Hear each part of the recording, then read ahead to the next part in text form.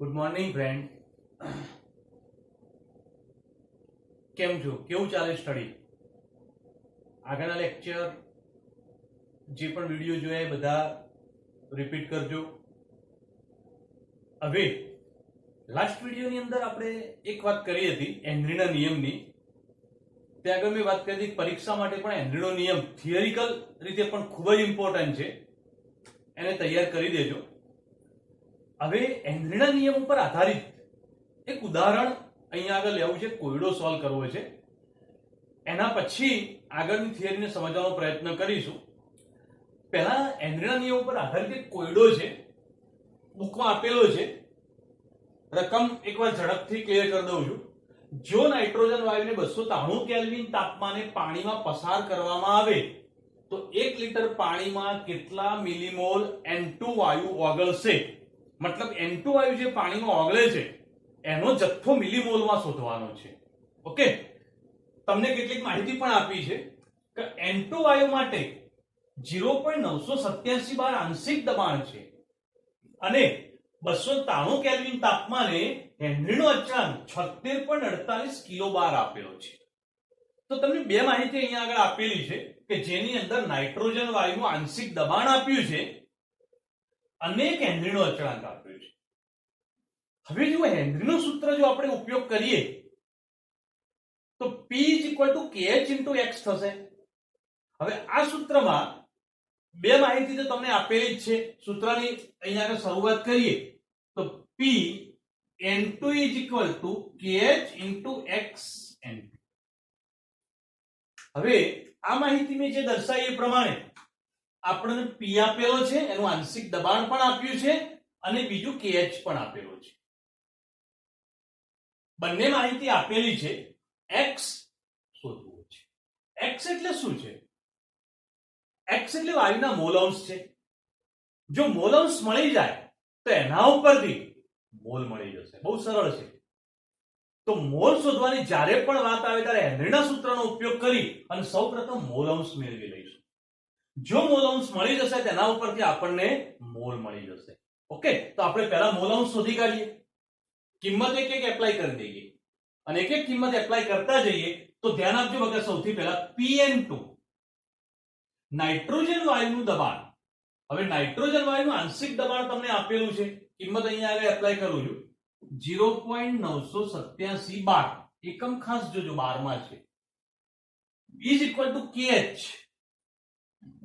76.48 kilo bar છે. જો kilo બાર હોય તો એને પણ બારમાં રૂપાંતર કરવું પડે. ઓકે, તો જો કિલો બાર નું બારમાં રૂપાંતર કરીએ તો ઇન્ટુ 10⁵ 10 ની 3 ઘાત અંદર એડ કરી દીધી એટલે આ બારમાં રૂપાંતર થઈ ગયું. તો બંને એકમ સમાન થઈ ગયા ઇન્ટુ x n2. ઓકે, હવે x ને કરતા બનાવી દો, સાદું રૂપ આપો, સરળ વાત છે. તો x n2 = 0.987 છેદમાં આપત જશે 76.48 ગુણ્યા 10 ની 3.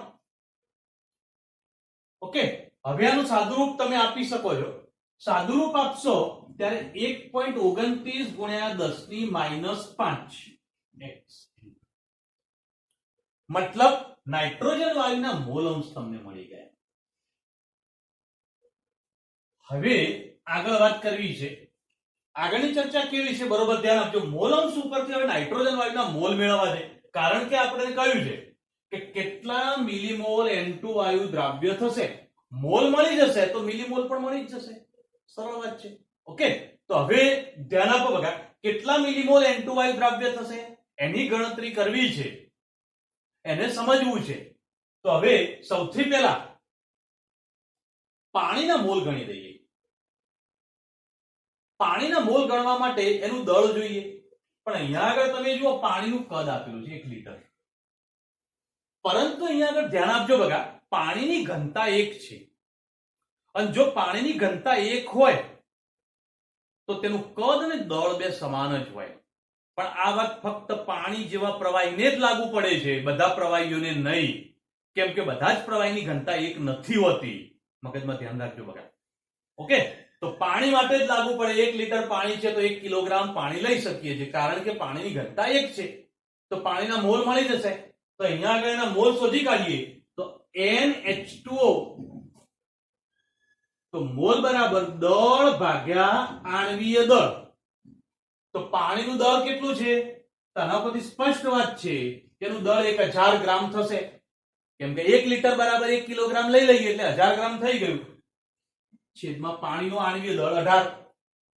તો આના ઉપરથી સ્પષ્ટ છે કે ભાઈ 55.55 મોલ પાણી છે. ઓકે, પાણીના મોલ મળી ગયા. હવે નાઇટ્રોજનના મોલ અંશ આપણને મળેલા છે, તો એના ઉપર તેનું સૂત્ર દર્શાવીએ છીએ. થોડું ધ્યાન આપજો બકા. xN2 ઇઝ ઇક્વલ ટુ શું થશે?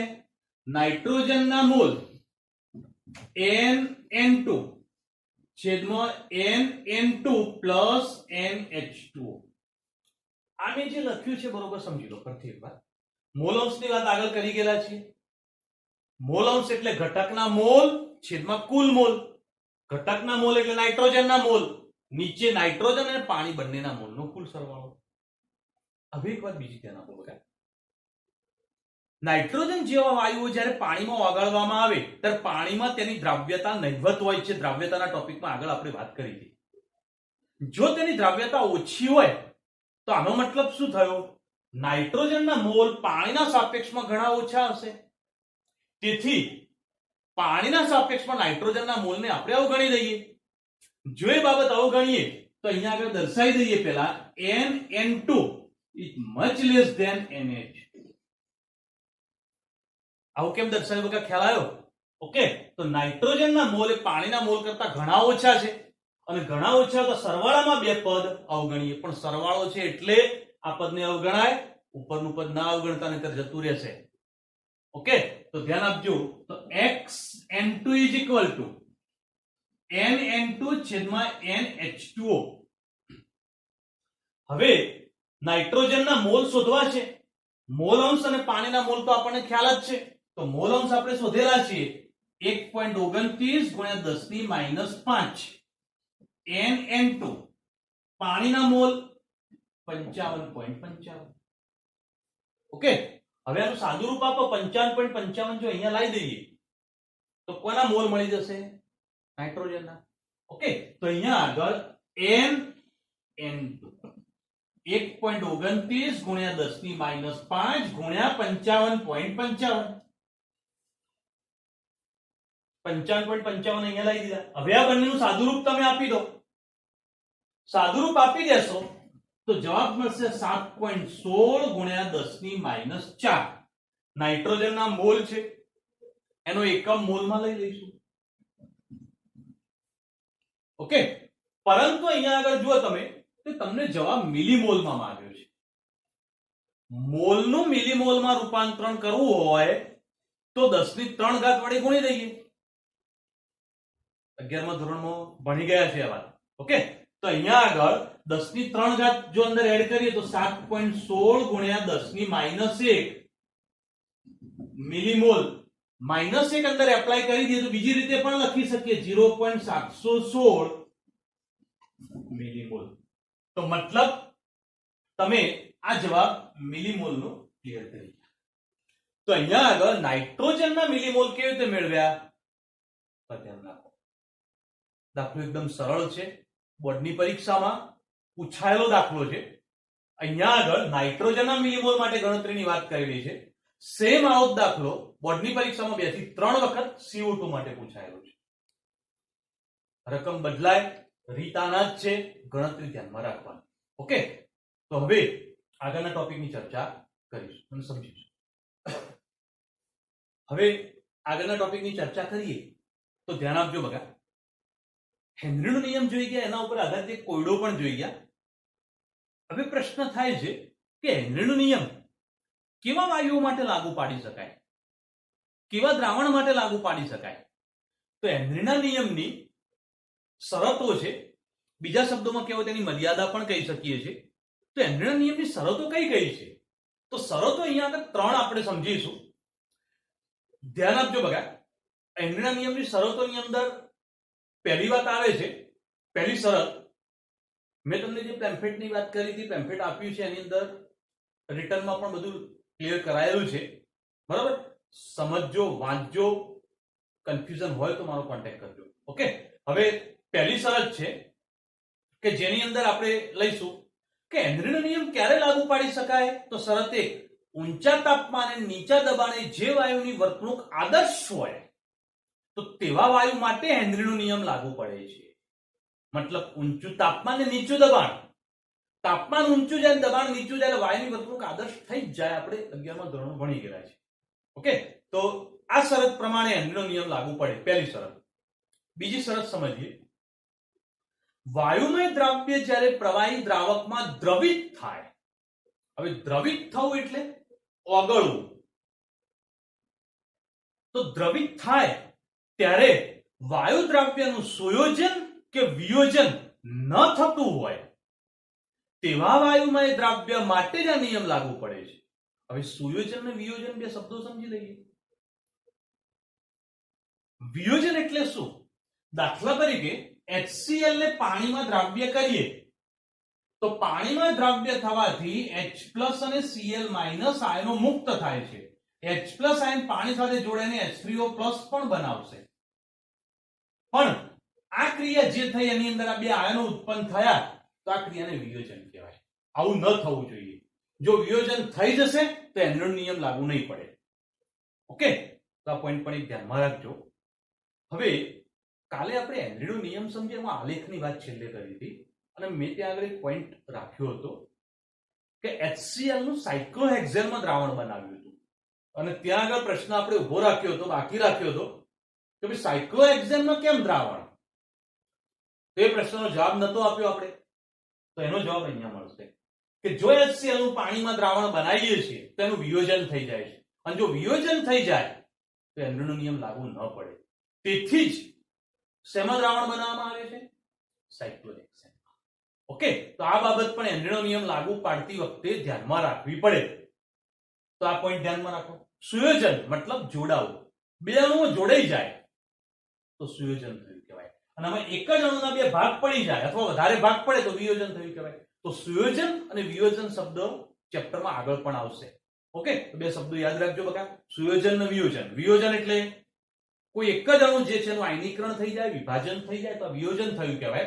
અને સુયોજનનો મતલબ એક કરતા વધારે અણુઓ એકબીજા સાથે જોડાઈ જાય તો સુયોજન. આવું ન થવું જોઈએ. તો જ એવા વાયુ માટે હેનરીનો નિયમ લાગુ પાડી શકાશે. હવે ત્રીજી શરત છે, વાયુમય દ્રવ્ય પ્રવાહી દ્રાવકમાં ઓગળે ત્યારે તે દ્રાવક સાથે પ્રક્રિયા કરીને સંયોજન ન બનાવતું હોવું જોઈએ તો જ હેનરીનો નિયમ લાગુ પડે. એટલે શું?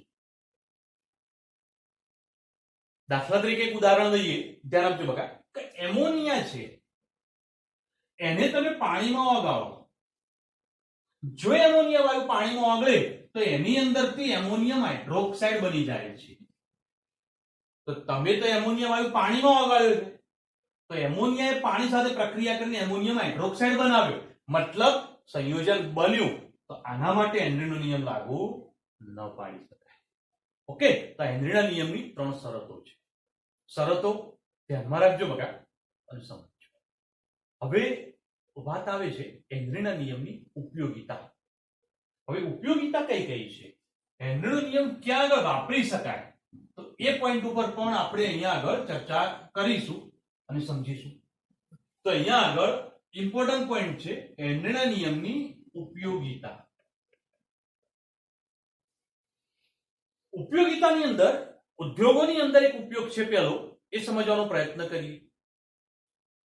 જો ઠંડા પીણા બનાવતા હોઈએ જેની અંદર સોડા છે, થમ્સઅપ છે, શેમ્પેન, બિયર વગેરેની અંદર કાર્બન ડાયોક્સાઇડ વાયુ અંદર વધુ પ્રમાણમાં ઓગાળો હોય તો ઊંચા દબાણ સાથે તેને દાખલ કરીને બંધ કરી દેવામાં આવે છે.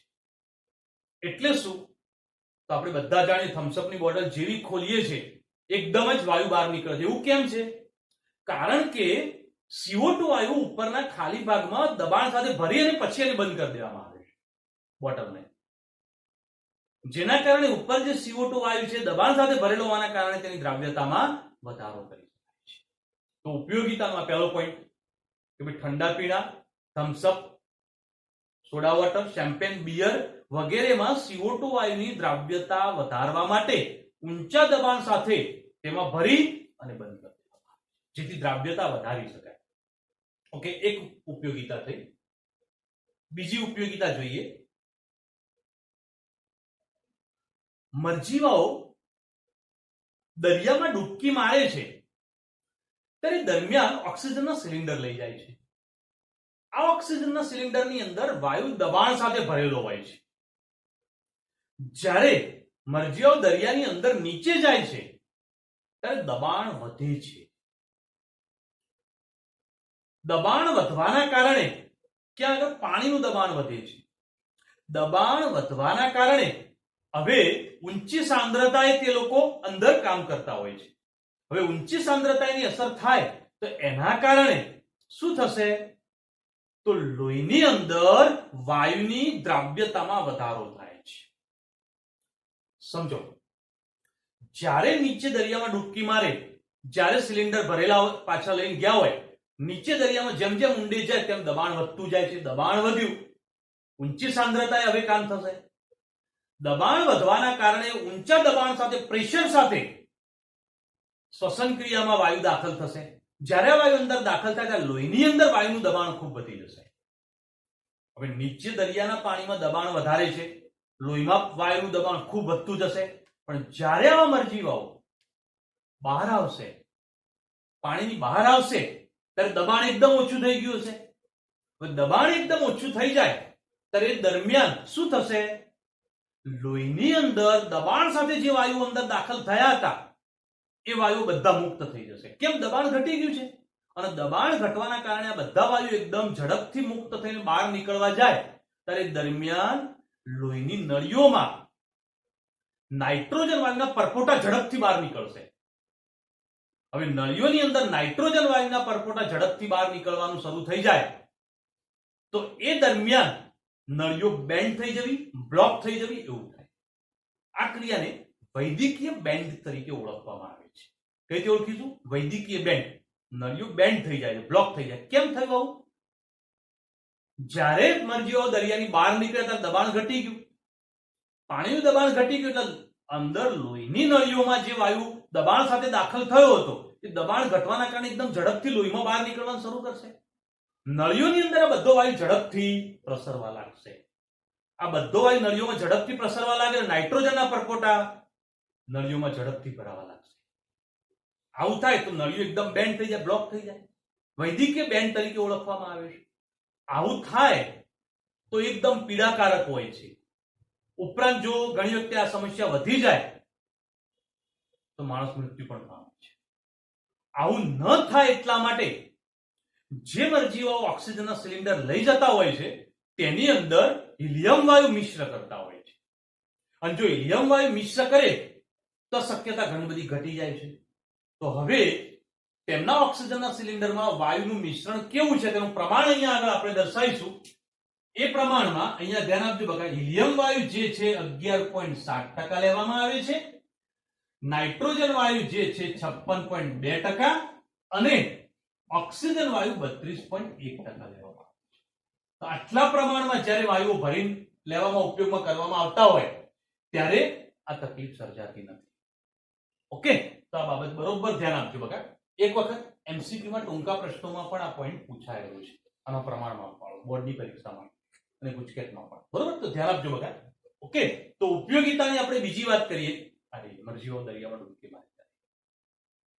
દબાણની વાત એક ત્રીજા પોઈન્ટ ઉપર પણ ચર્ચા કરીશું હવે, જેમાં વાત આવે છે કે જ્યારે આપણે શ્વસન ક્રિયા કરીએ છીએ ત્યારે શ્વસન ક્રિયા દરમિયાન આપણે ઓક્સિજન વાયુ દબાણ સાથે અંદર ફેફસામાં દાખલ કરીએ છીએ.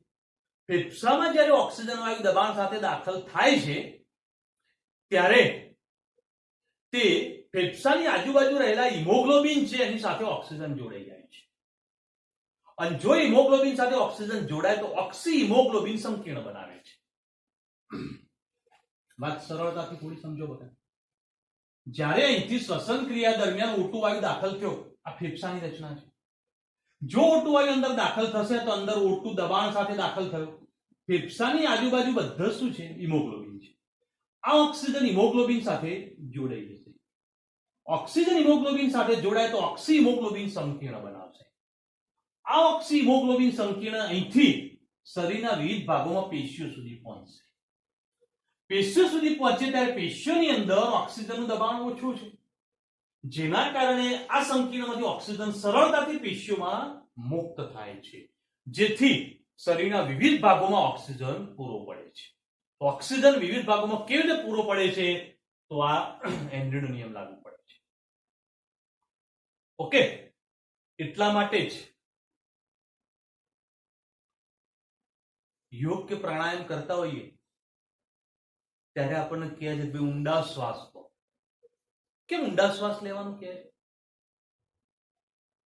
તેનું કારણ છે જેટલા ઊંડા શ્વાસ લઈશું એટલો ઓક્સિજન દબાણ સાથે ફેફસામાં ભરાશે, અને જેટલું દબાણ વધશે એટલો ઓક્સી હિમોગ્લોબિન સંકીર્ણ વધારે બનશે, અને ઓક્સી હિમોગ્લોબિન સંકીર્ણ વધારે બન્યો તો પેશીઓમાં ઓક્સિજન વધારે મળશે, અને જેટલો પેશીઓમાં ઓક્સિજન વધારે મળે એટલા શરીરના બધા જ અવયવોની ક્રિયાશીલતા બહુ વ્યવસ્થિત ચાલે.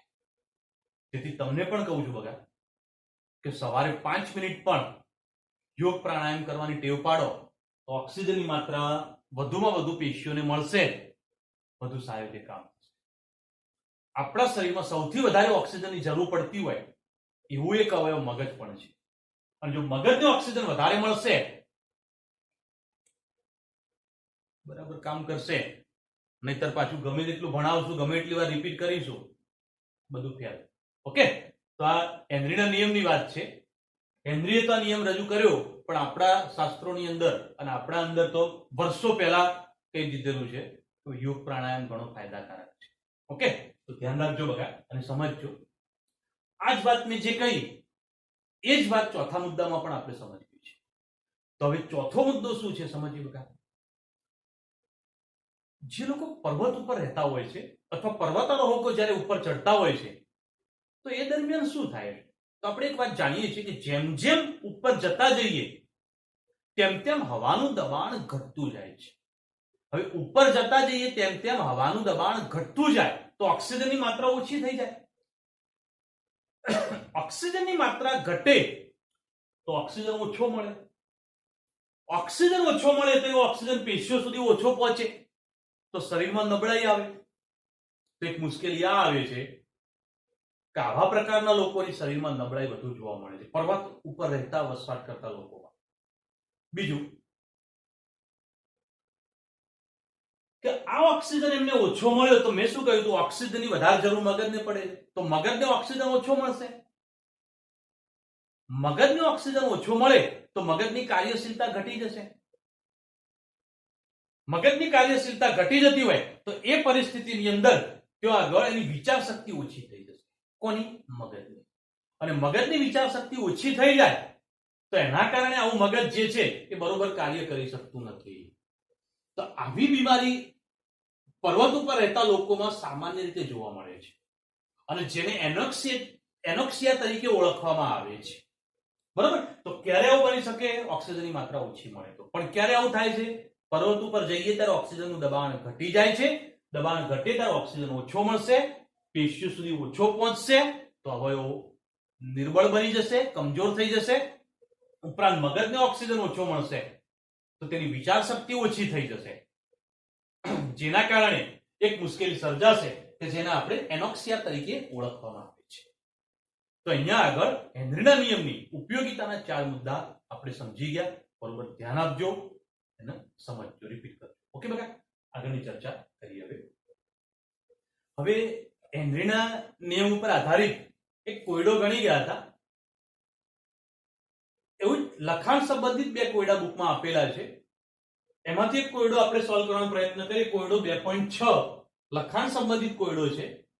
ઓકે, H2S એક વિષાણુ વાયુ છે જે સડેલા ઈંડા જેવી વાસ ધરાવે છે. તેનો ઉપયોગ ગુણાત્મક પૃથ્થકરણમાં પણ કરવામાં આવે છે. આ એક આપણા નોલેજ માટેની વાત છે. દાખલા માટે એનો કોઈ ઉપયોગ નથી. કદાચ કોઈ ટૂંકો પ્રશ્ન બરાબર ધ્યાન આપજો બગા. પણ આપણા દાખલા માટે જે જરૂરી છે નીચેની લાઈન છે. હવે એને સમજીએ. H2S ની પાણીમાં દ્રાવ્યતા STP એ 0.195 મોલર છે. ઓકે, તો હેનરી અચળાંક મેળવો. હવે હેનરીનો અચળાંક મેળવવો છે તો તે મેળવવા માટે સૌથી પહેલા હેનરીનું સૂત્ર યાદ કરી લઈએ. તો હેનરીનું સૂત્ર થશે P H2S is equal to KH into X H2S. હવે સમજો બગા કે આપણને મેળવવું શું છે, હેનરી અચળાંક KH મેળવવો છે તો તમારી પાસે બે પદ હોવા જોઈએ. એક તો દબાણ હોવું જોઈએ અને એક મોલ અંશ હોવા જોઈએ H2S ના. STPA કહ્યું છે એનું દબાણ STPA આપણે લઈ શકીએ છીએ અને એ દબાણ થશે જો એટમોસ્ફિયર વાતાવરણમાં લઈએ છીએ તો એક વાતાવરણ થશે. તો એ જ મૂલ્ય તમે 12 માં પણ લઈ શકો છો. આપણે અહીંયા વાતાવરણમાં લઈને ગણતરી દર્શાવીએ. ઓકે, તો એક વાતાવરણ લઈને ગણતરી દર્શાવીએ છીએ અને સમજવાનો ટ્રાય કરીએ. તો x મેળવવાનો રહ્યો. p આપણે ક્લિયર થઈ ગયું, એક વાતાવરણ છે. x મેળવવાનું બાકી રહેશે. x નું મૂલ્ય શોધી કાઢીએ અહીંથી, આના ઉપરથી. હવે એના ઉપરથી x કેવી રીતે મેળવીશું બરોબર સમજજો બગા. કદાચ આવો કોઈ દાખલો પરીક્ષામાં પૂછાય તો ધ્યાન રાખવાનું. પરીક્ષા માટે પણ ઇમ્પોર્ટન્ટ પ્રશ્ન છે. સમજીએ હવે કે મોલા લીટી આપી છે તમને અને એના ઉપરથી મોલ અંશ શોધવા. તો પહેલા મોલ શોધી કાઢીએ. એક પદ અહીંયા આગળ ધારીશું, ખાસ યાદ રાખજો. ધારો કે પાણીનું દળ બરાબર 1000 ગ્રામ. પાણીનું દળ 1000 ગ્રામ ધારી દીધું છે. તમે 100 પણ ધારી શકો છો, કે જરૂર નથી કે 1000 જ ધારવું. ઓકે, 1000 ગ્રામ પાણીનું દળ ધારી દીધું. હવે મોલાલિટીનું સૂત્ર મૂકી દઈએ. મોલાલિટી બરાબર 1000 ગુણ્યા દ્રવ્યનું દળ ગ્રામમાં છેદમાં દ્રવ્યનો આણ્વીય દળ ગુણ્યા દ્રાવકનું દળ ગ્રામમાં. અહીંયા ખાસ જોજો, દ્રાવકનું દળ છે અને જે દ્રાવક એટલે પાણી છે એનું દળ 1000 ગ્રામ આપણે ધારી દીધું છે.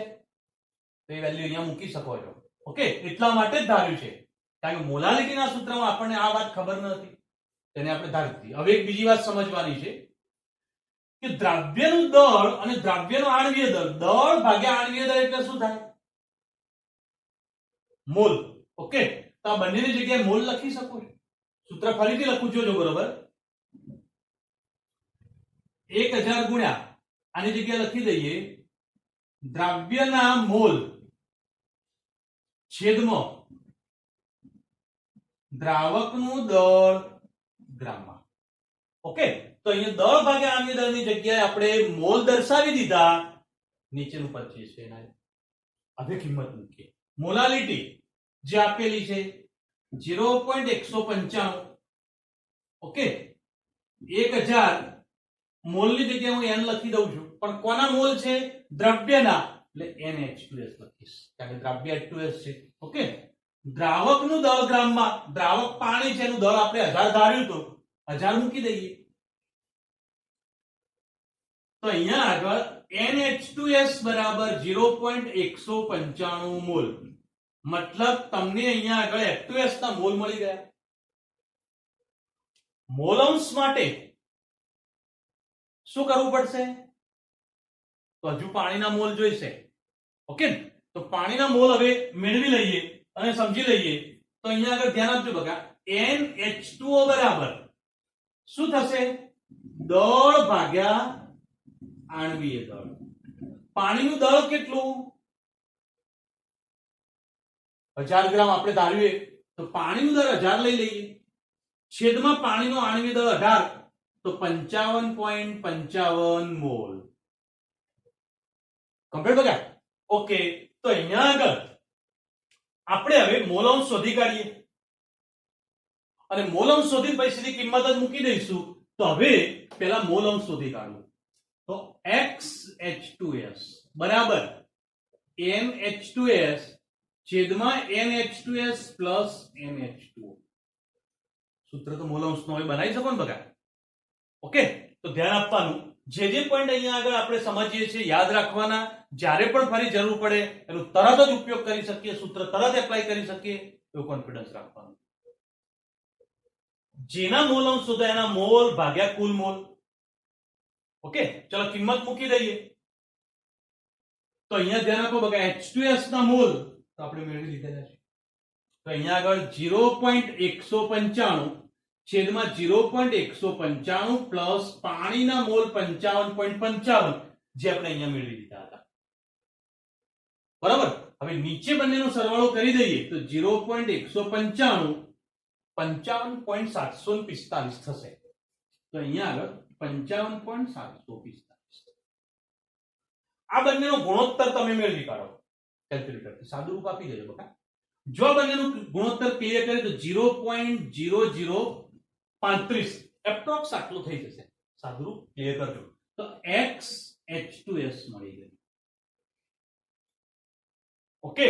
તો હવે હેનરીના સૂત્રની અંદર P ક્લિયર છે, x મળી ગયો, KH મળી જશે. બહુ સરળ વાત છે. તો P H2S is equal to KH into X H2S.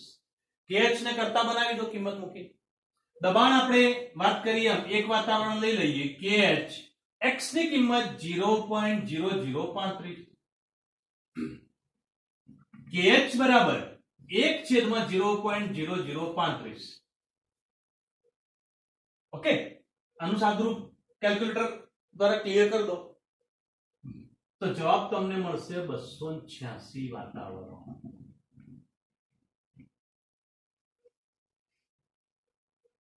તો અહીંયા આગળ આપણે આ રીતે સાદુરૂપ ક્લિયર કરી શકીએ. ઓકે બકા. તો બહુ સરળ અને ઈઝી દાખલો છે, ઈઝીલી ક્લિયર કરી શકાય છે. ફક્ત તમને આખા દાખલામાં મોલાલિટી જ આપેલી હતી, બીજું કંઈ ના આપ્યું.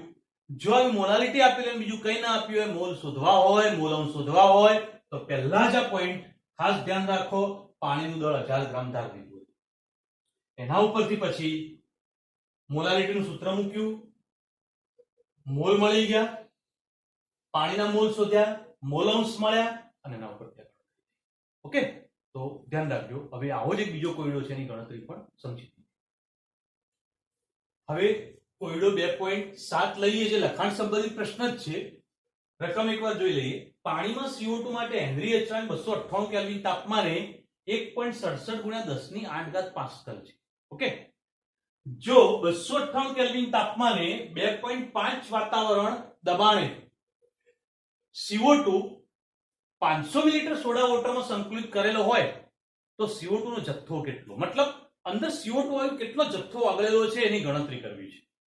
હવે આ જથ્થો તમે મોલમાં પણ શોધી શકો છો અથવા દળ ગ્રામમાં પણ શોધી, પણ મોલ મળશે દળ મળી જ જવાનું છે. ઓકે. તો હવે સૌથી પહેલા એક વાત મગજમાં ક્લિયર કરી દો કે CO2 ના મોલ શોધવા છે. તો આગળ એક દાખલો પહેલો જ ગણ્યો હતો, મેં તમને કહ્યું હતું બોર્ડની પરીક્ષા માટે ઇમ્પોર્ટન્ટ છે. ઓકે. તો મોલ ગણવા હોય તો મોલ અંશ ગણી કાઢો. જો મોલ અંશ મળી જશે તો પછી મોલ મેળવવા બહુ સરળ છે. તો આપણે પણ એક પોઈન્ટ ઉપર આગળ વધીશું. તો હેનરીનું સૂત્ર P = KH × X માં X શોધવો છે.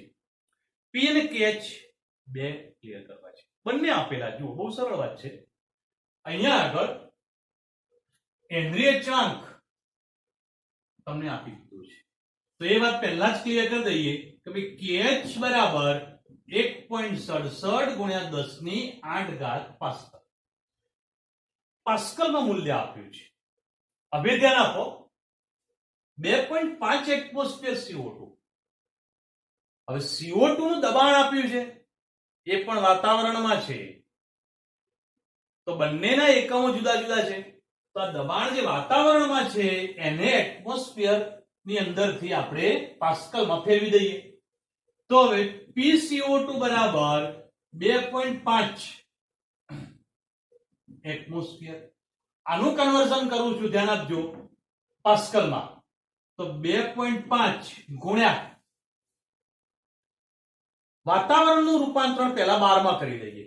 તો વાતાવરણનું 12 માં રૂપાંતરણ કરવું હોય તો 1.013 વડે ગુણવા પડે. તો 12 માં રૂપાંતર થયું. હવે ધ્યાન આપજો, 1 બાર બરાબર 10⁵ પાસ્કલ. તો હવે પાસ્કલમાં રૂપાંતરણ કરવું છે, 12 માં થઈ ગયું. પાસ્કલમાં રૂપાંતરણ કરવું હોય તો ગુણ્યા 10⁵. સમજણ પડી?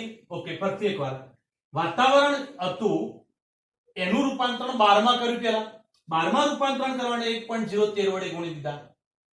હવે 12માં રૂપાંતર થઈ ગયા પછી એનું પાસ્કલમાં રૂપાંતરણ કરવા માટે 10⁵ વડે ગુણી દીધા. આ બંનેનો ગુણાકાર કરો તો અહીંયા આગળ 2.5325 થશે. ઓકે, 10⁵ એમના એમ રાખીએ તો હવે આ વેલ્યુ પણ પાસ્કલમાં આવી ગઈ. કમ્પ્લીટ. તો પાસ્કલમાં તમને CO2 નું દબાણ મળી ગયું. તો હવે x મળી જશે હેનરીનું સૂત્ર ઉપરથી. તો સૂત્ર મૂકી દઈએ, ધ્યાન આપજો બધા. PCO2 KH x CO2. x ને કરતા બનાવો તો અહીંયા આગળ 2.5325 ગુણ્યા 10⁵ KH બરાબર 1.67 ગુણ્યા 10⁸ into x CO2. Okay, x મેળવવો છે તો x CO2 is equal two 2.5325 ગુણ્યા 10⁵ છેદમાં 1.67 ગુણ્યા 10⁸. આ બંનેનું સાદુરૂપ આપો તો અહીંયા આગળ 1.5164 ગુણ્યા 10⁻3. આ -8 ઉપર જશે એટલે સોરી +8 ઉપર જશે એટલે માઈનસ થઈ જશે અને આનું સાદુરૂપ આપતા તમને આ જવાબ મળશે. ઓકે, તમને x મળી ગયો છે. હજી આનું થોડું સાદુરૂપ આપી -3 અંદર એપ્લાય કરી દઈએ તો 0.001516 આ તમને મળી ગયું x CO2. હવે CO2 ના મોલ અંશ આપણને મળી ગયા છે. ઓકે, તો મોલ અંશ મળી ગયા હોય તો એના ઉપરથી મોલ શોધવા બહુ સરળ છે.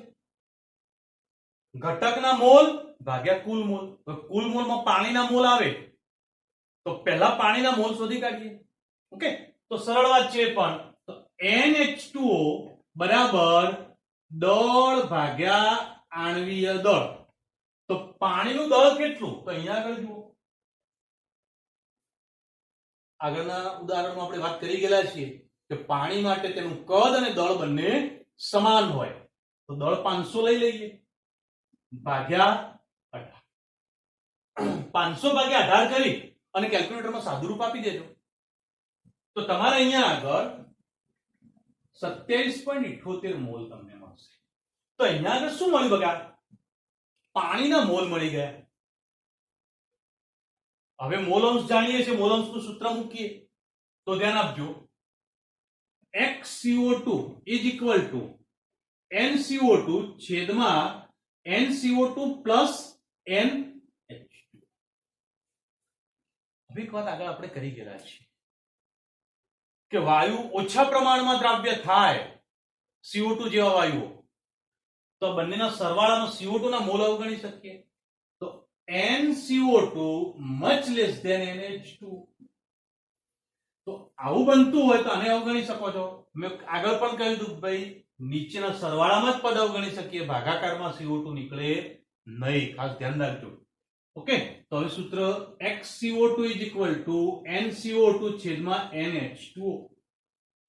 કિંમત એપ્લાય કરી દઈએ. મોલ અંશ 0.001516 તો 0.001516 CO2 ના મોલ શોધવા છે. પાણીના મોલ આપણે મેળવી દીધા તો અહીંયા આગળ 27.1. ઓકે, nCO2 ને કરતા બનાવી દો. 27.78 અહીંયા લઈ દો. સરળ વાત થઈ ગઈ. તો nCO2 બરાબર 0.001516 ગુણ્યા 27.78 ઇઝ ઇક્વલ ટુ શું થશે?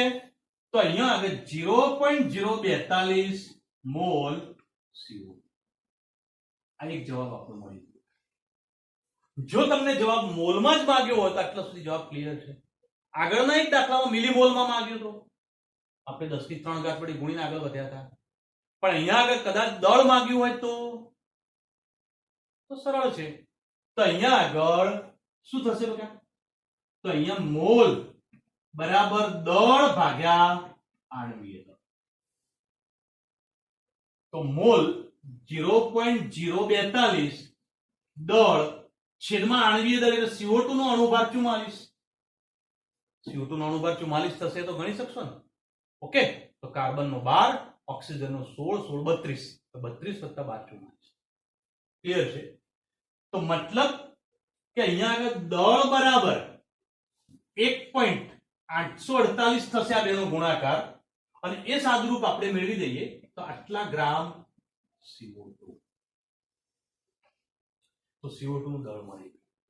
તો આમ જોવા જઈએ તો આ દાખલો એક રિપીટ જેવો છે કે ભાઈ મોલ શોધવાતા તો પહેલા મોલ અંશ મેળવી દીધા, એના પરથી મોલ મળ્યા, મોલ ઉપરથી દળ મળી ગયું. ઓકે, પણ એક ખાસ ધ્યાન રાખજો દાખલો ગણતી વખતે કે ભાઈ KH નો એકમ પાસ્કલમાં છે અને દબાણનો એકમ વાતાવરણમાં છે. તો વાતાવરણની જગ્યાએ આપણે પાસ્કલમાં ફેરવવા માટે પહેલા 1.013 વડે ગુણ્યા એટલે 12 માં રૂપાંતરણ થઈ ગયું, અને 10⁵ વડે ગુણ્યા એટલે પાસ્કલ, તો પાસ્કલમાં રૂપાંતરણ. પછી હેનરીનું સૂત્ર મૂકીને x શોધી કાઢ્યો. x મળી ગયા પછી વાત સરળ હતી, તો પાણીના મોલ શોધ્યા, પછી x નું સૂત્ર મૂક્યું, ઘટકના મોલ ભાગ્યા કુલ મોલ. CO2 ના મોલ નીચે અવગણી દીધા, આ સૂત્ર બન્યું. મોલ શોધી કાઢ્યા, મોલ મળી જાય એના પરથી દળ મળે. ઓકે, બહુ સરળ છે પણ પરીક્ષા માટે ઇમ્પોર્ટન્ટ છે, તો ધ્યાન રાખજો બકા. હવે નેક્સ્ટ ટોપિક આપણે નેક્સ્ટ લેક્ચરમાં ચર્ચા કરીશું. ધ્યાન આપજો. આગળની ચર્ચા જે છે એ રિપીટ કરતા રહેજો અને સમજતા રહેજો. આગળના મેં કોયડા જે આપ્યા હતા એમાંથી 1-2 કોયડા મેં હોમવર્કમાં પણ આપ્યા હતા, તો એ હોમવર્કમાં ક્લિયર કરી દેજો, ચોપડામાં નોંધી રાખજો. ઓકે, ચલો, ગુડ ડે.